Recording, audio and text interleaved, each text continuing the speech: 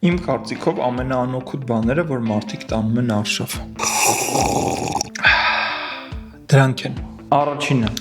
կրակ վառելու համար հատուկ նյութեր, հեղուկ վառելանյութ, որսորդական լուծկիներ ու լիքը նման բաներ։ Դրանց փոխարեն ես հիմա վերցնում եմ 4 սպիրտ, պարաֆինում թաթախած բամբակադիսկեր ու կայծքար։ Պարզ, թեթև ու հուսալի։ Երկրորդը։ Իմ կարծիքով երկու զույգ հագուստը, հողաթափերը ու արշավական կոշիկները բավական են։ Առաջինով դու կարող ես կատարել քո արշավական օրակարգի գործերը, իսկ երկրորդը պահես հանգստի համար։ Երրորդը։ Ծանր երկաթյա իրեր, օրինակ՝ կացին, բահ, հաց պատրաստելու համար աման-չաման ու քեմփինգի համար նախատեսված աթոռ սեղան։ Այս իրերը թվում են պետքական, քանի դուք նրանց չեք բարձրացրել սար։ Չորրորդը։ Բարձ վերմակ ու ավելորդ քնելու պարագաներ։ Փչվող մատրասից ու ճիշտ ընտրված քնապարկից լավ բան չկա։ Հինգերորդը։ Մյուսը չափից շատ հիգիենայի պարագաներ վերցնելն է։ Շամպուն, կրեմ, անտիպերսպիրանտ, ես շատ իմանամ ինչ, մաքսիմում ատամի խոզանակ ու մածուկ ատամի։ Չնայած